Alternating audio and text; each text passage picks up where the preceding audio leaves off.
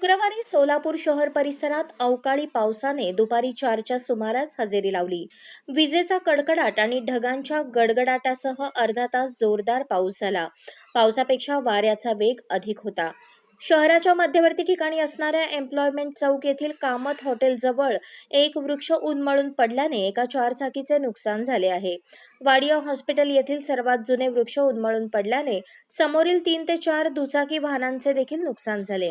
याशिवाय नई जिंदगी, सम्राट चौक, भवानी पेठ आदी भागांमध्ये वृक्ष उन्मळून पडल्याच्या घटना समोर आल्या आहेत. अवकाळी पावसाने 4च्या सुमारास वादळी वाऱ्यासह जोर धरताच भर दुपारी काळोखाचा अनुभव सोलापूरकरांना अनुभवास मिळाला.